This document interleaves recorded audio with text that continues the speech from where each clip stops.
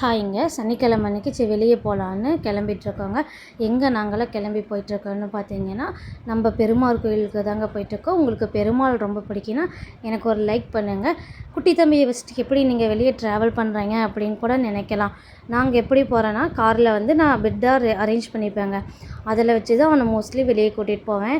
ஏன்னா அவனை வச்சு சமாளிக்கிறது கொஞ்சம் கஷ்டமாக தான் இருக்குது. ஏன்னா அழுதுகிட்டே இருப்பான் வெளியே போனால். எப்படியா கொஞ்சம் சமாளித்து வெளியே கூட்டிகிட்டு போயிடுறேன். பாட்டி ரொம்ப ஆசைப்பட்டாங்கன்னு சரி வெளியே போகலான்னு கூட்டிகிட்டு போனாங்க.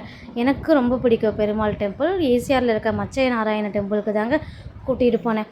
அங்கே இருக்கிற சிலைகள், சிற்பங்கள் எல்லாமே பார்க்க ரொம்ப அழகாக அற்புதமாக இருக்குங்க.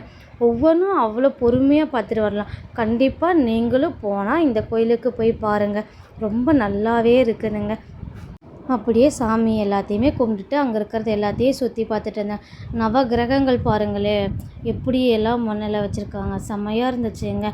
அங்கே இருக்கிற ஒவ்வொன்றையும் சுற்றி பார்த்துட்டு அப்படியே அதெல்லாம் எக்ஸ்பிளைன் பண்ணி சொல்லிகிட்டு இருந்தாங்க. எங்கள் பாட்டி ரொம்ப ஆச்சரியப்பட்டு நல்லா பார்த்தாங்கங்க.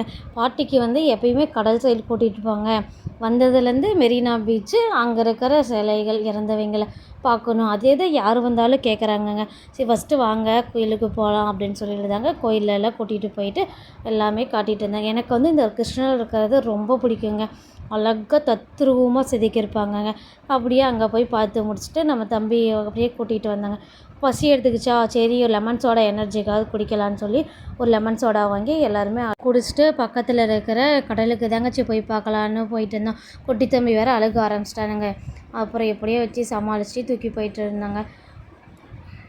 அப்படியே பாட்டிக்காக மெமரிஸ்க்காக எல்லாம் ஃபோட்டோ எடுத்துகிட்டு வீட்டுக்கு அனுப்ப சொன்னாங்கன்னு சொல்லி ஃபோட்டோலாம் வீட்டுக்கு அனுப்பிட்டு இருந்தாங்க.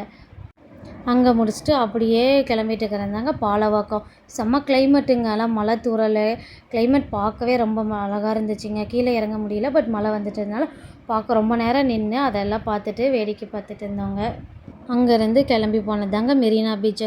இது தாங்க எங்கள் போட்டி கூட்டிகிட்டு போக ரொம்ப டார்ச்சரு. அப்புறம் எப்படியே கூட்டிகிட்டு போயிட்டேன். நான் வந்து ஒரு ஓரமாக உட்காந்துக்கிட்டேங்க குட்டி பையனை வச்சுட்டு. ஏன்னா நான் அவனை தூக்கிட்டு நடக்கவும் முடியல. அவனும் அழுவ ஆரம்பிச்சிட்டான். சரி கீழே போட்டு உட்காந்துக்கிட்டு அவன் கம்முன்னு இருந்தாங்க. எல்லாம் போய் சுற்றி காட்டிட்டு வந்துட்டு இருந்தாங்க. அப்புறம் இந்த எக்ஸ்பென்சிவ் மாலு ஒன்று இருந்ததுங்க பக்கத்துலேயே. சரி அந்த மாலுக்கு போகலான்னு சொல்லிட்டு மாலுக்கு போனாங்க. மதியம் ஃபுட்டு அங்கே தான் சாப்பிட்லான்னு போனதுங்க. நம்ம பையன் எங்கே போனாலும் ஏதாவது ஒரு பொம்மை வாங்காமல் இருக்கிறதே இல்லைங்க. ஏதாவது ஒன்று வாங்கி வச்சுக்கிறாங்க. அங்கே போனால் கீழே வந்து ஸ்டாலு எல்லாம் போட்டிருந்தாங்க. ஈவெண்ட்டு மாதிரி நடந்துட்டதுங்க.